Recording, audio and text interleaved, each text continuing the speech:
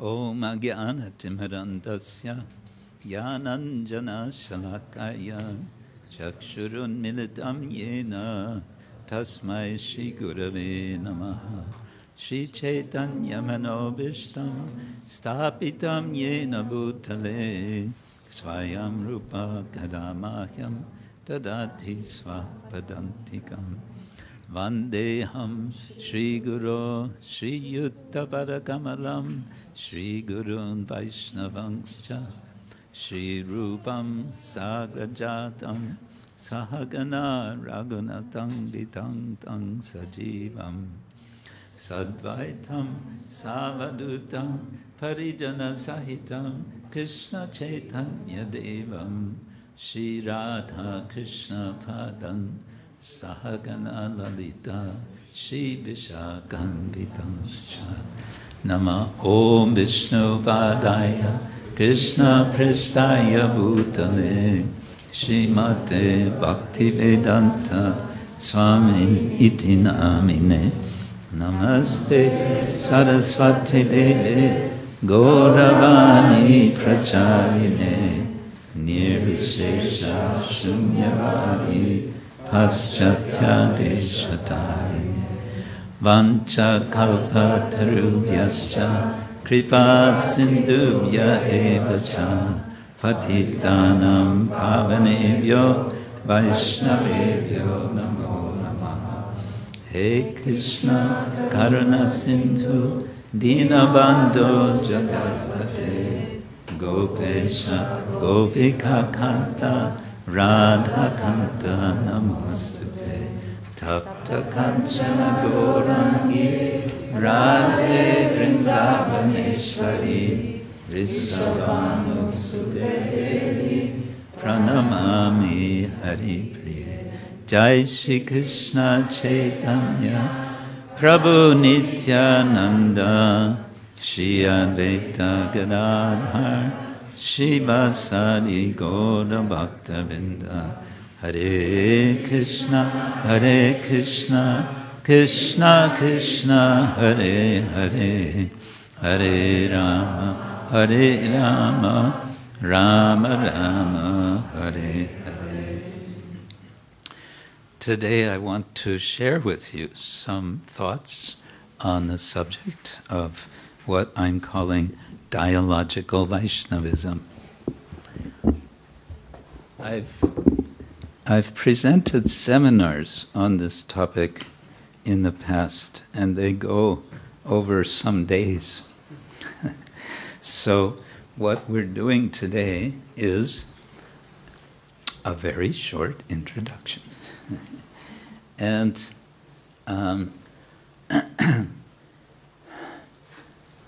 the subject is usually, in my mind at least, a subject not for a Sunday program.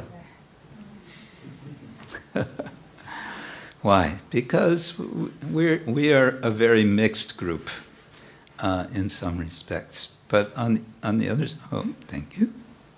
So many comforts. On the other side, I thought, well, actually, here in Ljubljana, in this temple, which we call, I always forget, we call this temple Nava Yoga Pit. Yes, Nava Yoga Pit. We have, I think you're a special group, so I think you'll be able to get this. So therefore, I thought, yes, let's just do it, at least as a little introduction, and we'll kind of see how it goes. Let's see now if I can do this. If I do this. Yeah. So, what is this about?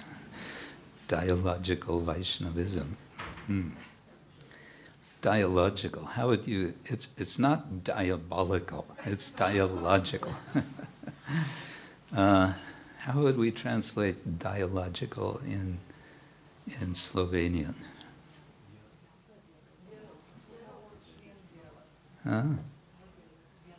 Just dialog. Okay, but it's Dialogical Vaishnavism or something, right? Dialogical, okay. All right. It'd be nice if I didn't have to turn my head so much. Maybe I can just do this.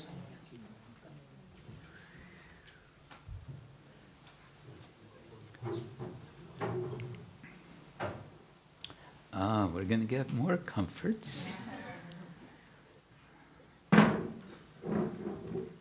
Thank you. Perfect. Okay. What would we do without all these comforts and machines? All right.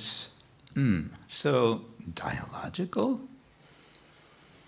I thought we're practicing bhakti yoga.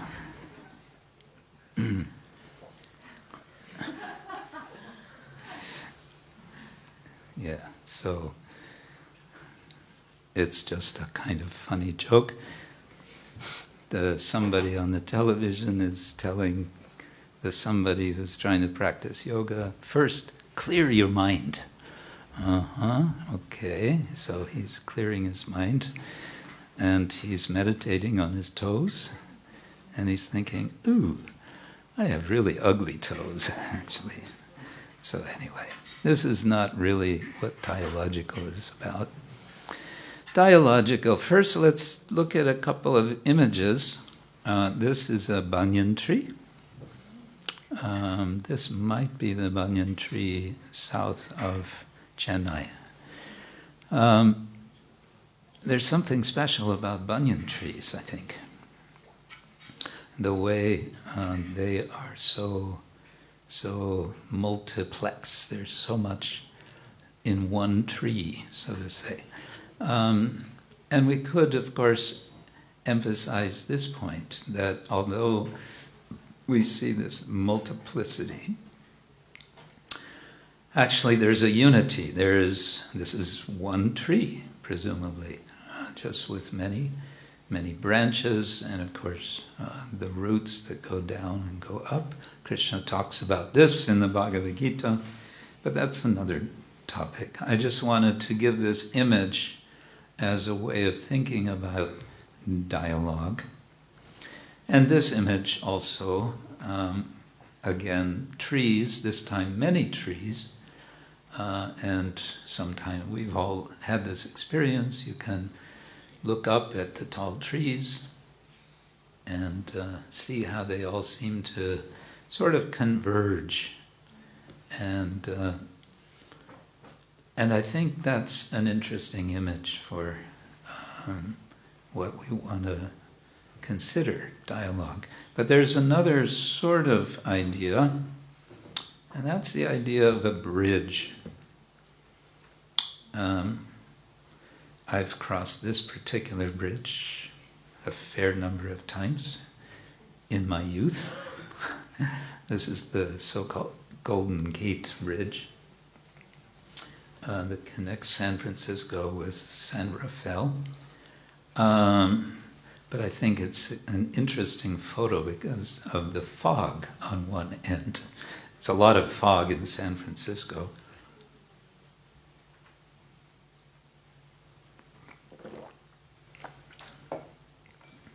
But the idea of connecting, that's what bridges do. We connect, we go from one side of the bridge to the other side, and perhaps eventually we come back on the same bridge. And we could say that this is also an image of communication, although you could argue that the analogy is limited, because I may be going one direction in a car, and others may be going in the opposite direction in a car, and there's no communication between us. So there's some limit to the idea. Another bridge, different style, and one might have a different sort of feeling while walking on this bridge, a rope bridge, which may not be all so stable.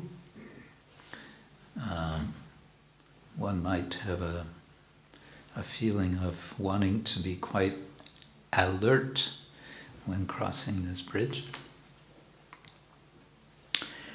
In any case, the idea of crossing bridge, connecting, communicating, and communicating going in two directions, not in one direction.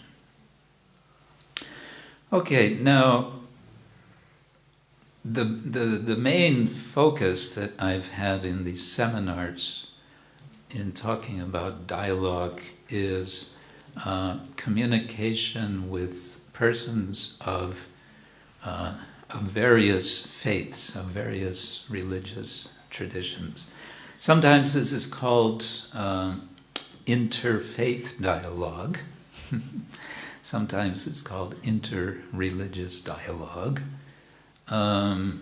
There's a history to this whole subject of interfaith and interreligious dialogue in terms of organizational practice and so on. And there's lots and lots of thinkers have written about it,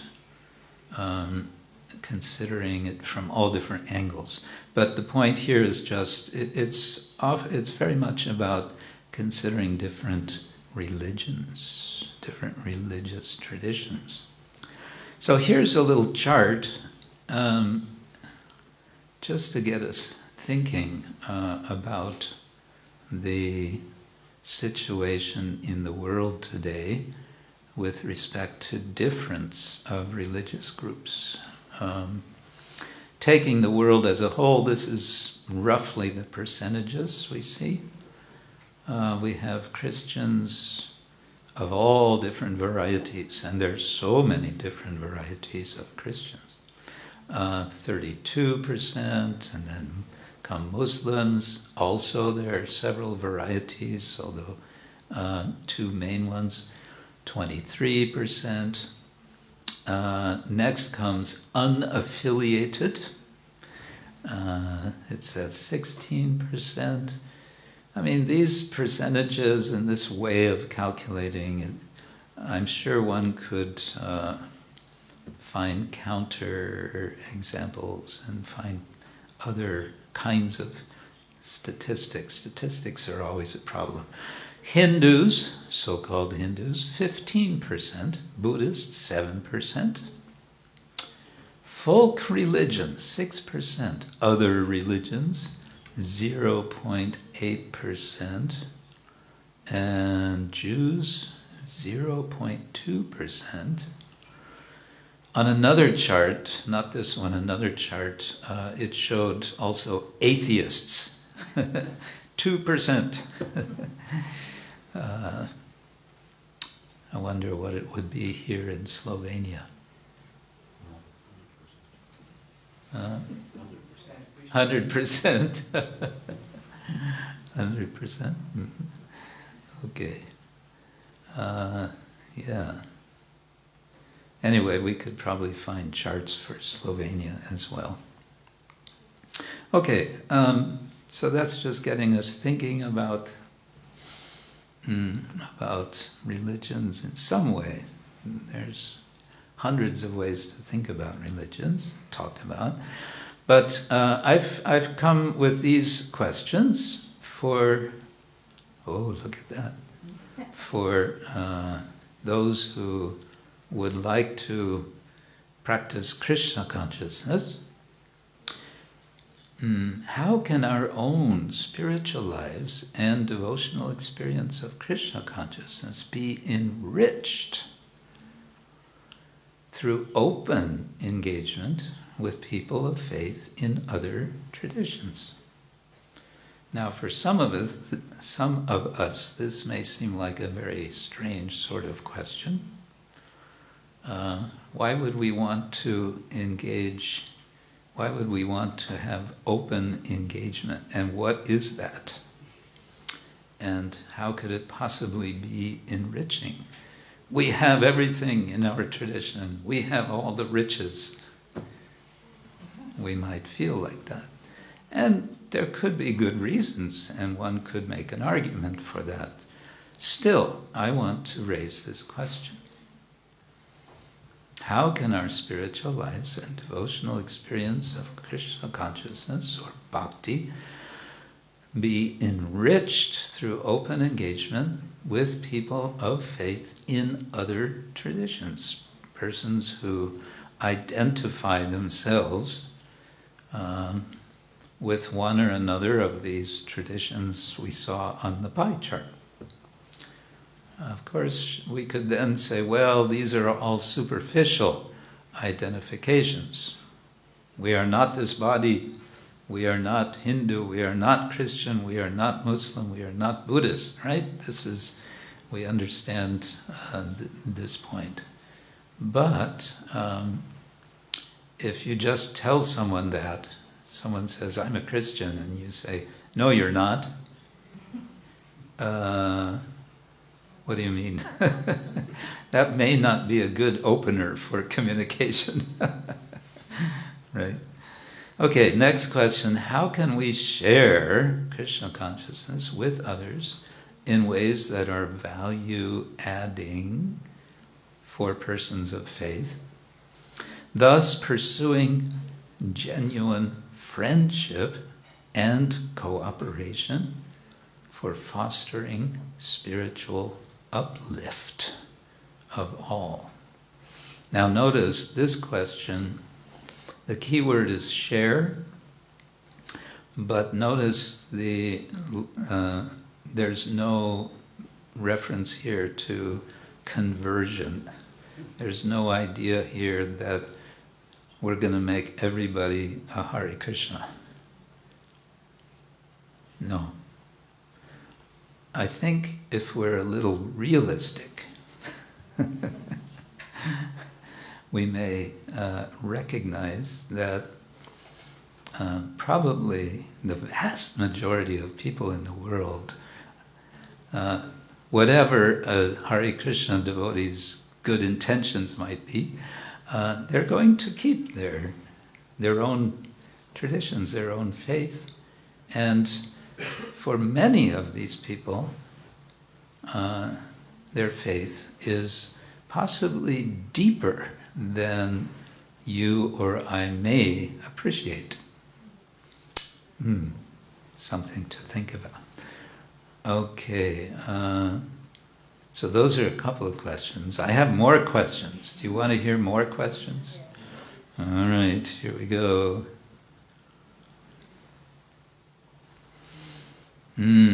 This is a question that I especially feel is important for devotees who identify as Krishna Bhaktas in our particular institution, the International Society for Krishna Consciousness. How can we foster a culture of dialogue in ISKCON?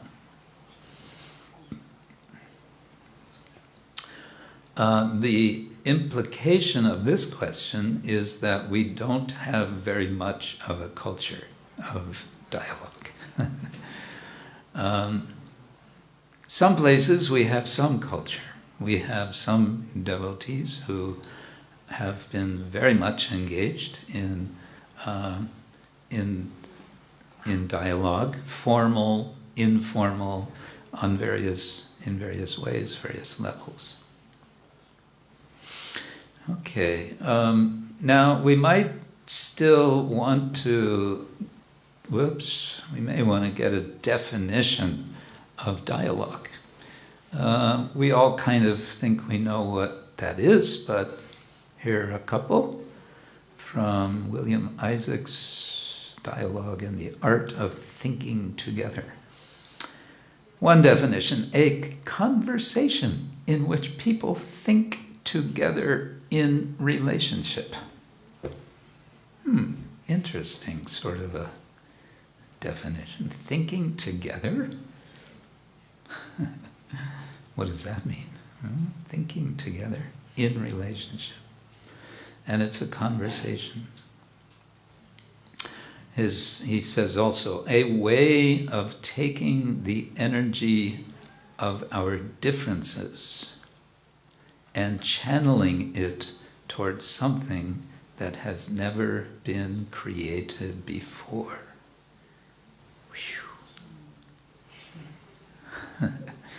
So notice the energy of our differences. So one thing to notice there is it's acknowledging difference and it's accepting difference. People think differently. Have you noticed? Even in this room. Have you noticed? Oh yes. Yeah, so, all right, so we think differently. Great. What to do about it? Let's see if we can make the energy of that difference sort of somehow come together. And out of that energy, something new can come. Is it possible? Is it possible? And of course, the question can then come, is it worthwhile? Is it something I want to do or something we want to do? All right, then, what about in our tradition? By our tradition, I mean the Vaishnava tradition. All right, we have a term in Sanskrit, samvada, which can be translated as simply discussion together, or it can mean a comprehensive discussion. Like we have the word sankirtana. Kirtana can mean praise, glorification, can also just mean description.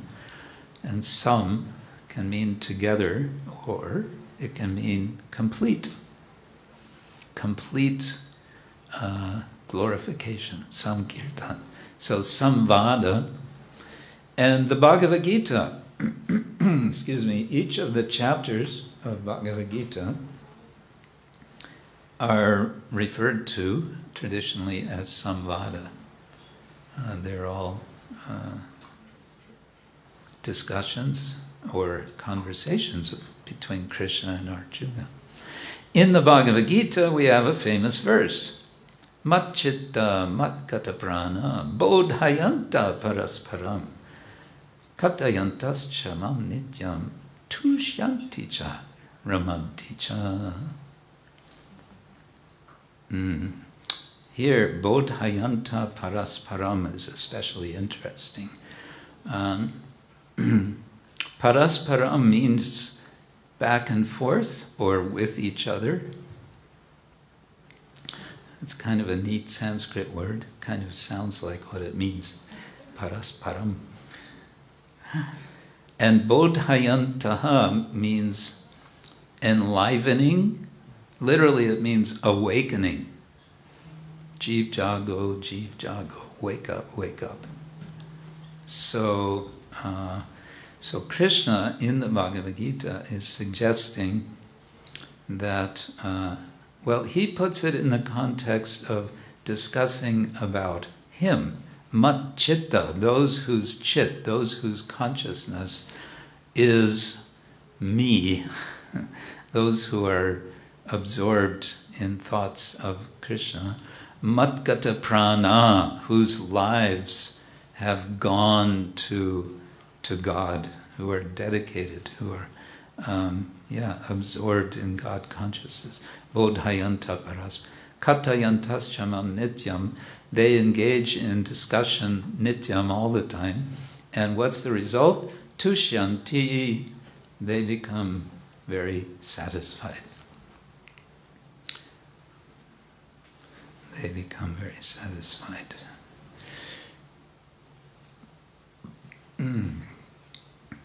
If we go to Chaitanya Charitamrita, we have there the description of Chaitanya Mahaprabhu, his very dramatic life, and one very dramatic moment is his meeting with the Kaji of the area of Navadvip, and they have a discussion.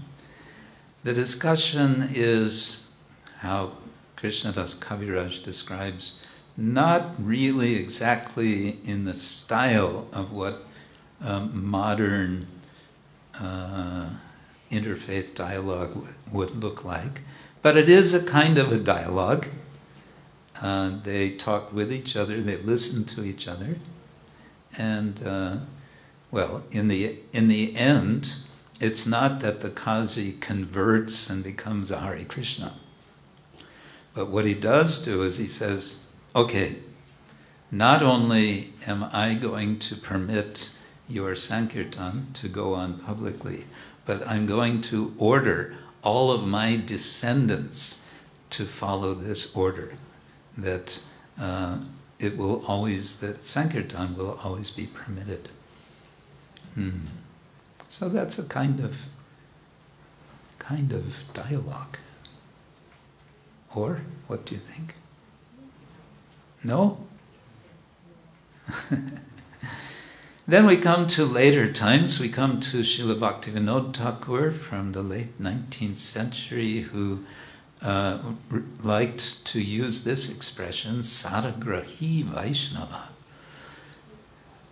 He envisioned a person who is spiritually advanced in such a way as to appreciate the sara, the essence, the substance, the marma we had in this song.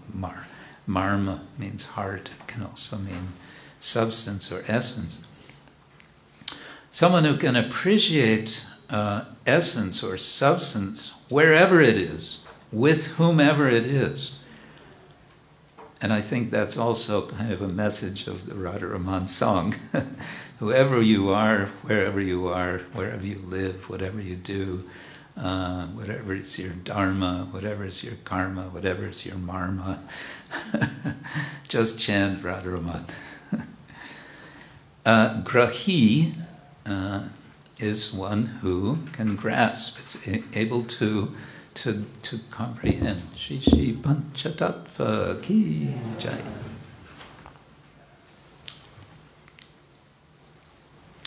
Now, I want to expand a little on Bhaktivinoda Thakur. He says some interesting things. And he wrote about this because, as I mentioned, late 19th century. So there's a history here. Bhaktivinoda Thakur was very much exposed to a lot of ideas that were coming, especially from the West, in the late 19th century, especially because of the British presence. And there were also quite active preachers of Christianity, mainly Protestants.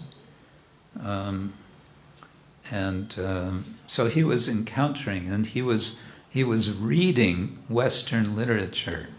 He was reading the Bible. And he was also reading various modern English writers. So, in his book, Chaitanya Shikshamrita, I think this is a nice example of what may be called open engagement. So, practically in the beginning of this book, Chaitanya Shikshamrita, the nectar of the teachings of Lord Chaitanya. So he's starting out his book with a sort of very broad foundation. He says, let's consider religion in a very sort of broad-minded way.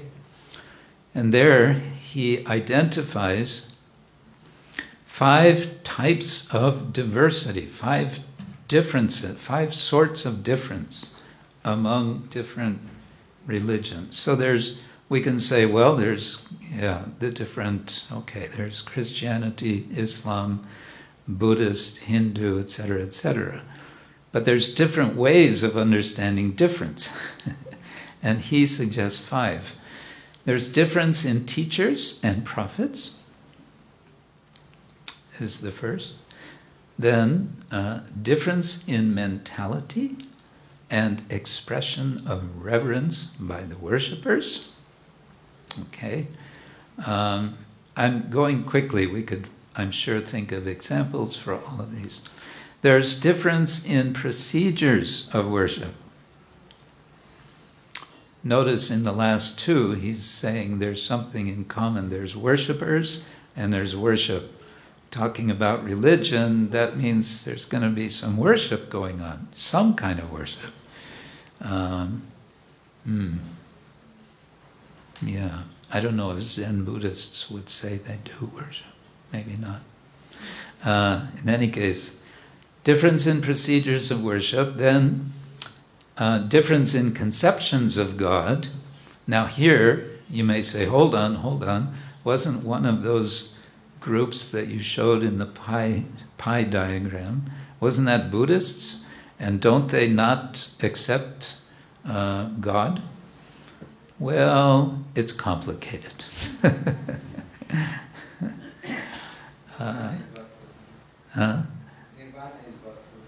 Yeah, there's nirvana, yeah. So that's another discussion. Bhaktivinoda Thakur says there's differences in conceptions of God. So you can say, yeah, the Buddhists have a conception of God. What is that? Well, there is none. There is no personal divinity, they might say. It's hard to say. There's so many different Buddhist traditions. 5th, difference in the name and statements of God because of variation in languages. Okay, so he's saying just look at the differences in language. How many different languages are there in the world? They estimate, what is it, 6,000? 6,000. I think somehow that number's in my mind. There's a lot of languages. Ever since the Tower of Babel fell down. Right, so there are differences. This is what he's saying. But now, look at this, and please be patient. This is a longer quote from Bhaktivinoda Thakur. Again, it's from the Shikshamrita, Chaitanya Shikshamrita. Because of the above 5 differences, it is only natural that the various religions will appear quite different. Yeah, it's natural. However, he says, it is improper and detrimental. Detrimental means not good, not healthy, to argue over these differences. That it's not going to help to argue over differences. If one goes to another place of worship, one should think. So now he's giving a suggestion. What if you go into a church or a mosque or a whatever, a place of worship, and you see things going on there? He says, here's how you can think. The people here are worshiping my Lord, but in a different way. Because of my different training, I cannot properly comprehend this system of worship. However, through this experience, I can deepen my appreciation for my own system of worship. The Lord is only one, not two. Therefore, I offer respect to the form I see here and pray to the Lord in this new form that He may increase my love for Him in the form to which I am accustomed. So he's not saying, you're going to walk into somebody else's worship service and have a transformation where you sign up, you join their church or whatever. Well, that could happen too, I suppose. He's saying, no, let it be an experience for deepening your own faith through the difference. See the difference, appreciate it, don't be threatened by it. Don't feel threatened.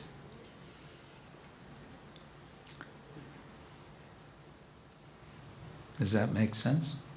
That's from Bhaktivinoda Thakur. I didn't make it up. Okay. And here's a brief quote from Srila Prabhupada. He was speaking with one Christian priest, and he said, now our appeal is to everyone, every religious sect, that people are becoming godless generally at the present moment. So we should make combined effort to revive their God consciousness. Now, when I hear this, I think, well, that's pretty naive. You know the word naive? It's kind of like foolish, innocent, wishful thinking. But Prabhupada had a very big vision, actually. He was always thinking bigger. So this was a basis for Srila Prabhupada's idea of how dialogue might take place. Okay, you believe in God, I believe in God. Why don't we combine our efforts in some way that we can bring God consciousness, revive God consciousness in the world? Okay, I just have 2 or 3 more slides.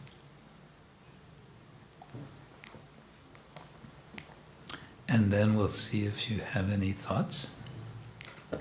The International Society for Krishna Consciousness has an official statement on interfaith dialogue. It has 5 parts. Do you want to hear it, what it is? You may be surprised. You may be shocked at some of the things. So this is the first statement. It's in 3 parts. In ISKCON, we view all communities and philosophies advocating and practicing love for God and founded on revealed scriptures as representative of the ultimate religious expression. We also respect the spiritual worth of paths of genuine self-realization and search for the absolute truth, in which the concept of a personal deity is not explicit. So this is being very inclusive. It's saying, look, even you don't talk about God in your faith, we still appreciate you're pursuing something that's good. We're happy about that.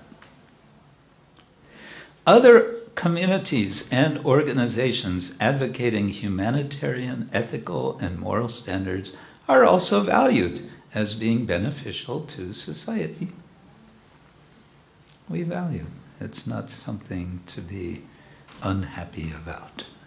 So that was the first statement. The second one is shorter. ISKCON views dialogue between its members and people of other faiths as an opportunity to listen to others. What? Listen to others? Are you serious? And to understand what others believe and value. To develop mutual understanding and mutual trust. And to share our commitment and faith with others. See the word share. While respecting their commitment to their own faith. Wait a minute, I thought we're a mission and our business is going out and preaching and distributing books of Srila Prabhupada, and everyone should just read these books and forget about whatever they think. Well,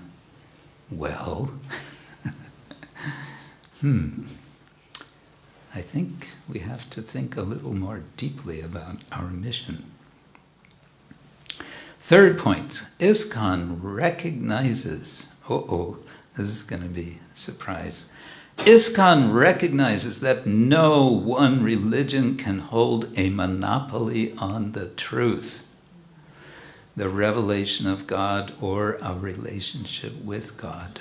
We assert that the Lord, in his individual relationships with his devotees, governs these things. It's between individuals and the Lord, ultimately.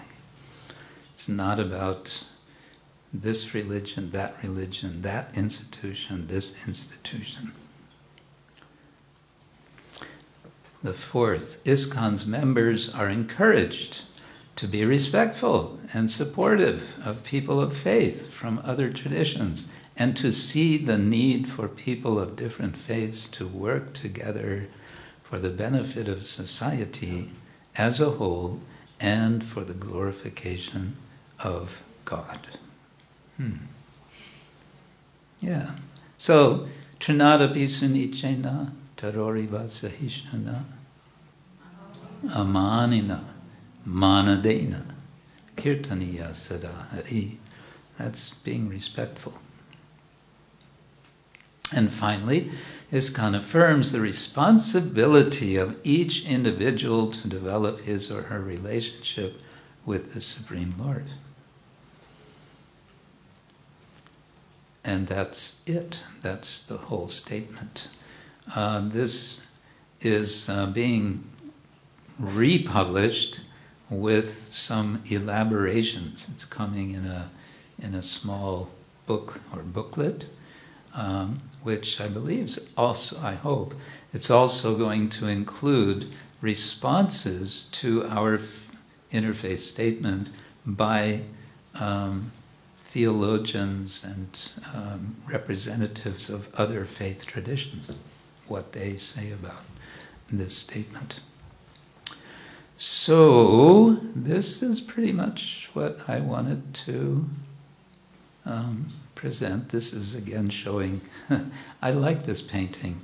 I think it gives a nice representation of Chaitanya Mahaprabhu speaking with the Kazi.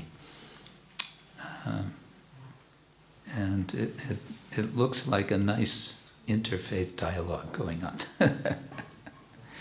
Okay, so we have been through a bit of a very short introduction.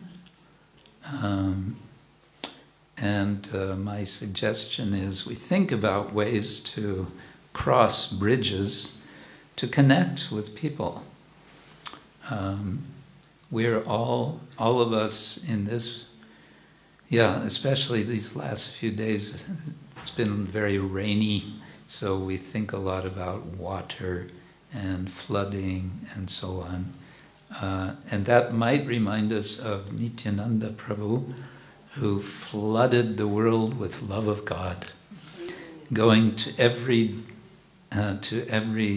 door. Proti gore gore giya koro e bika, balo Krishna, bajo Krishna, koro Krishna, sika. He requested everyone to chant Hare Krishna, and that's wonderful. We want everyone to chant Hare Krishna. But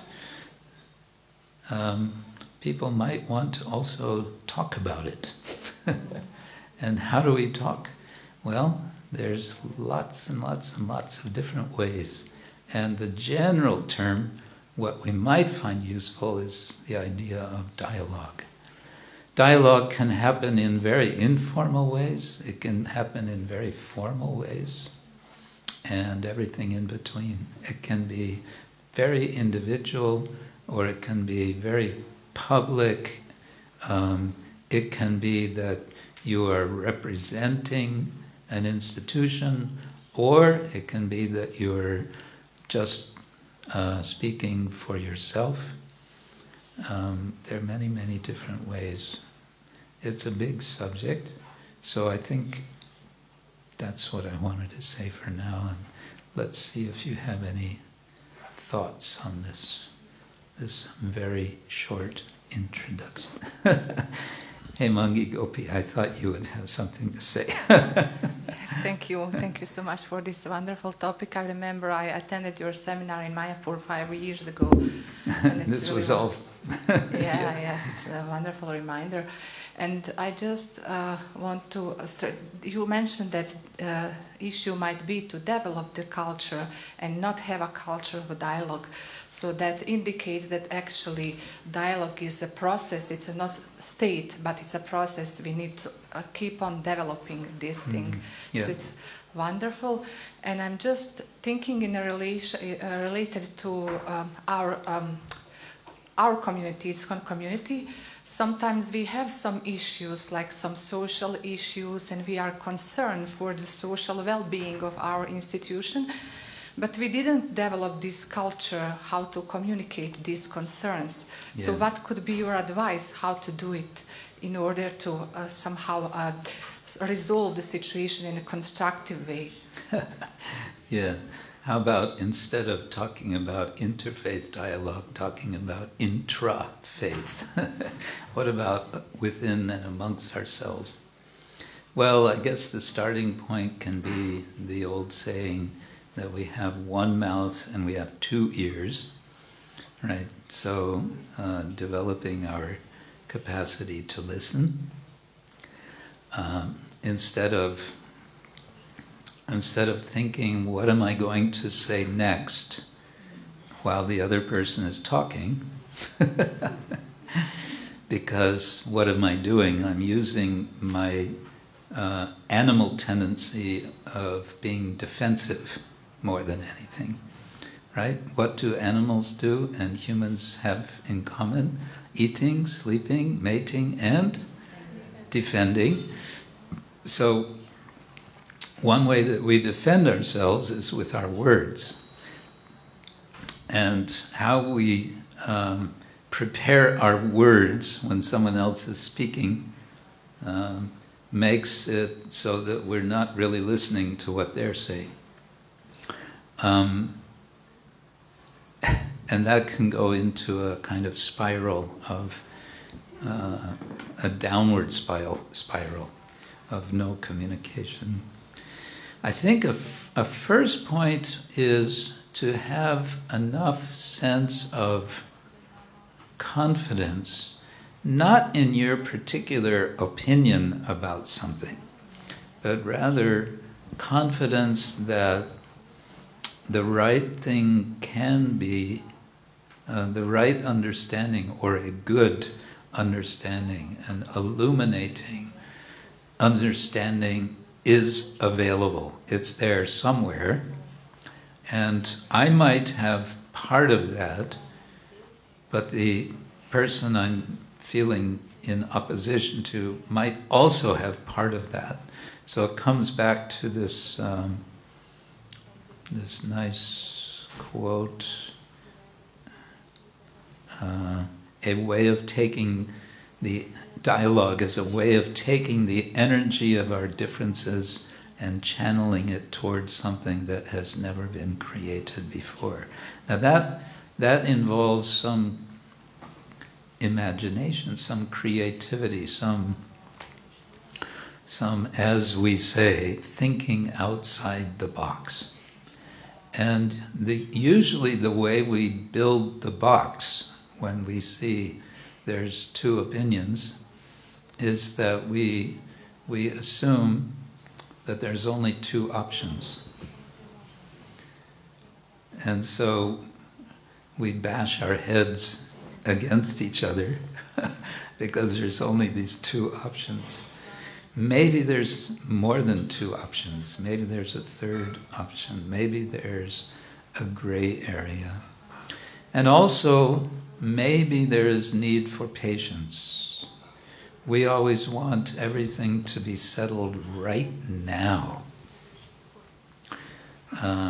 Is it possible that we don't have a conclusion, And that's okay. We're working on it. We're thinking about it. And we are praying. Because you guessed it, we want to be illuminated by the Lord. And therefore we pray for illumination. Something I remember from reading many years ago, a psychologist, I've probably mentioned this here, who identified 4 stages of community, of spiritual community. 4 stages. First stage, everyone comes together and everyone is smiling and happy and hugging each other, and everything is nice. Second stage, we start to notice the differences. And the differences are not going away. They're getting bigger. And it starts to make for some more maybe awkward conversations and maybe some even arguments and so on. And it may come to some real tension. This second stage is the stage where a spiritual community, if it doesn't have the faith to go to the third stage, it will collapse. It has to collapse. Why? Because there's so many differences. But if there's faith, at least some faith, then it can go to the third stage. And the third stage is where the members agree to let go and say, we don't know.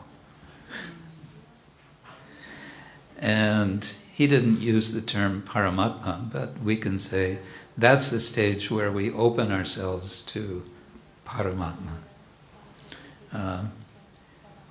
And then, if we can get to that stage, then that can bring us to the fourth stage, which is genuine community.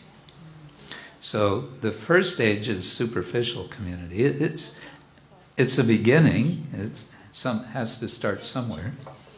But I think it helps just to be aware of that dynamic. That, oh, actually, here we are now. Let's see if we can get beyond stage 2. Yeah. Patience, some patience is needed. Patience and faith. Faith that there is a way of coming to understanding.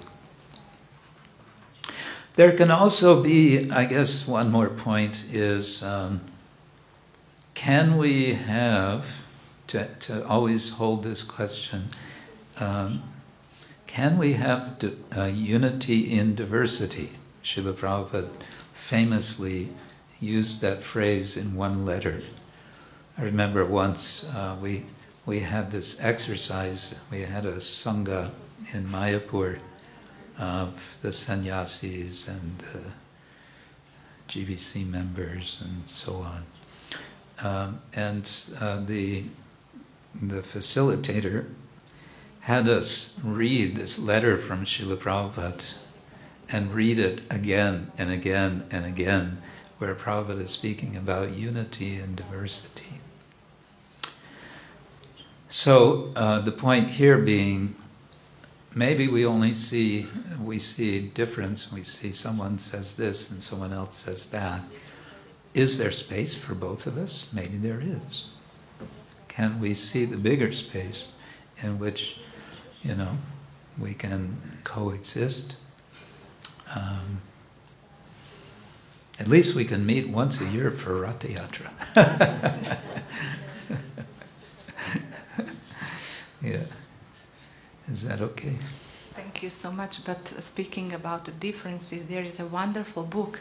It's written from a Protestant priest. His name is John Paul Lederach, and it's called Moral Imagination.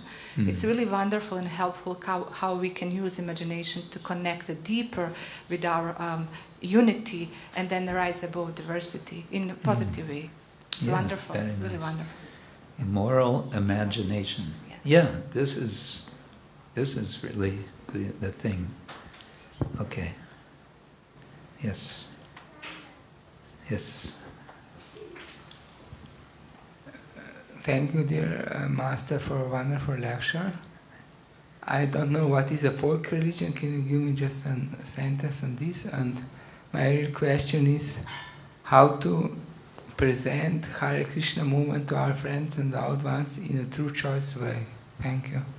How to present where? Hare Krishna movement to our friends and loved ones in a true choice way. In? True choice. True choice. True choice. Right choice. True.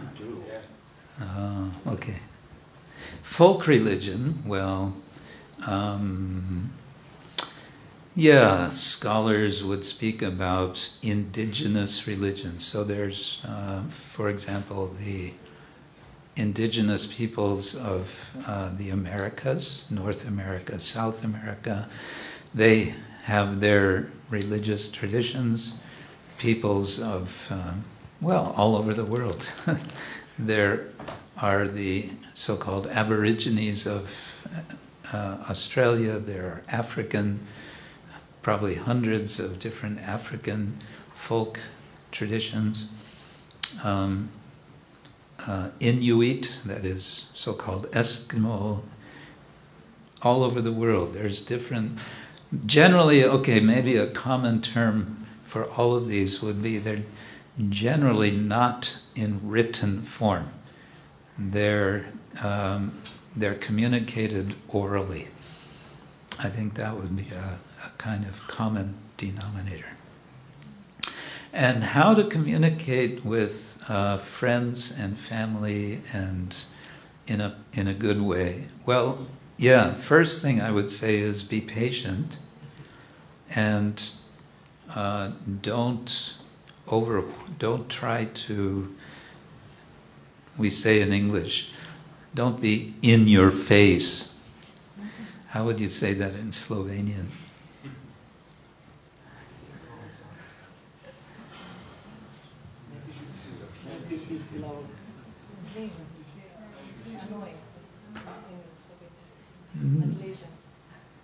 In your face. Literally, it's like somebody comes up and they're talking to you from, this far away, and they're shouting at you. Don't be like that. No. Be patient. Give in small doses. Small doses. Dosage. You know the word dose? It's like a medicine. So we give a little something. And with humility, in other words, not that now I know everything and you know nothing, because nobody likes to feel that way. But I've just learned something, I've just heard something, I want to share it with you. I'm not sure I understand it myself, but here's how I understand it. You see what I'm saying? So you give it in that way. What else can I say? Give them some prasadam. It's quite magical. So many stories of prasadam, the magic of prasadam. We all have stories of magic of prasadam. Yes? So, is that okay? Thank you so much. Okay. Yes, Dhananjay Prabhu. I have a question regarding Bhaktivinoda Thakur, because he was the pioneer of today topics, and he wrote and sent the book, first Vaishnava book, to the intellectuals of England. So I'm sure you read that book, and can we learn from this book how he described actually Vaishnavism he started these topics with English. Yeah, he said. The question is about Bhaktivinoda Thakur's engagement with the West. Srila Bhaktivinoda Thakur was a very prolific writer. He wrote many books, but actually the book that he sent to the West, the first one, he sent a handful, I guess also one to London, University of London, I'm not sure, but I think he sent one to a famous intellectual in America, Ralph Waldo Emerson. And the book that he sent was a book in Sanskrit. Did Bhaktivinoda actually expect him to be able to read Sanskrit? We don't know, but somehow he made this gesture. And I think he sent one to one university in Montreal. And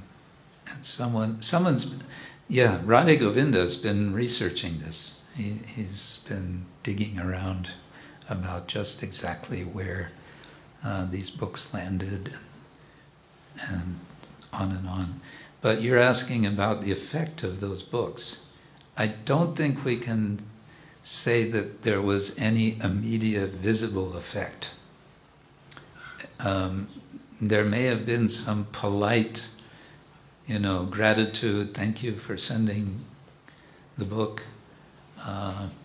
But at the time, in that circumstance, who is Bhakti, Kedarnath Dat Bhaktivinoda, who is this? He was not famous, but in his humble way, he thought, anyway, let us give this knowledge. Who knows how it will catch? Yeah. That was Bhaktivinoda's enthusiasm. He had such enthusiasm to share Chaitanya Mahaprabhu's teachings. But he also had this sense of wanting to communicate, to dialogue, not just to make it a one-way road, so to say. As I said, he himself was reading extensively Western religious literature. And some of that, you can say, filters into his own writings in certain ways. But a lot of that was when he was younger. So when in his later years, from certainly from 1893, which ironically is the year the world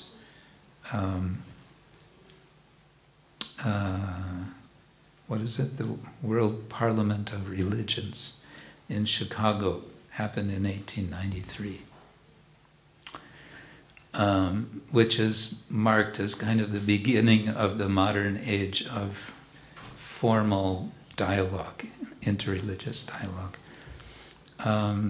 Anyway, in that year, Bhaktivinoda Thakur was organizing his... he was doing two things. He was organizing Namhatta all over Bengal. It's said that he made 500 different Namhatta groups in 3 years. Hare Krishna. And simultaneously he was writing songs. So many of his songs come from that time. His Bengali songs, because he wanted the people who were coming to these Namhatta group meetings, what should they do? They should sing these songs. And these songs are didactic. They're teaching the philosophy, the theology of Krishna Bhakti. Yeah. Bhaktivinoda was also speaking with the so-called Bhadralok. These were the educated Bengalis. who could read and speak English. They were educated by English schools and so on.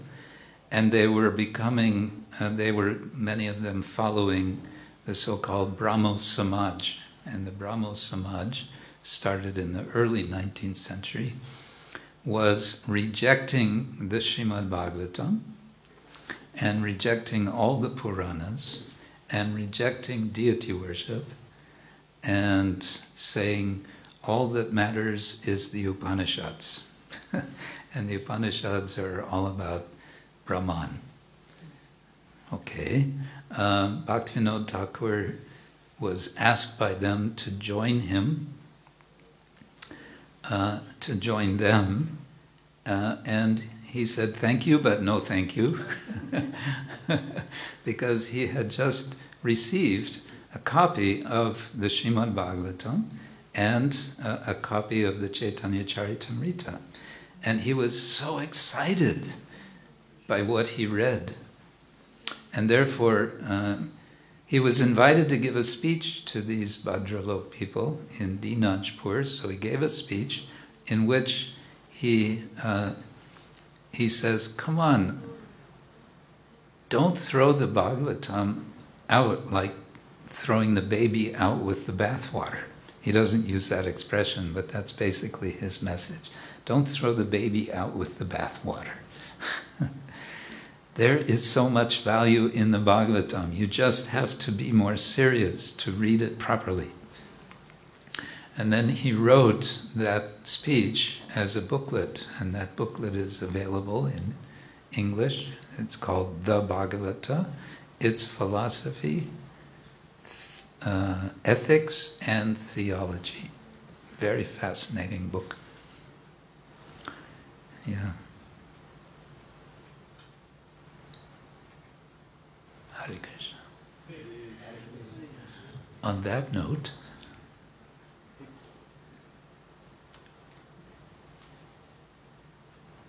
maybe we should end.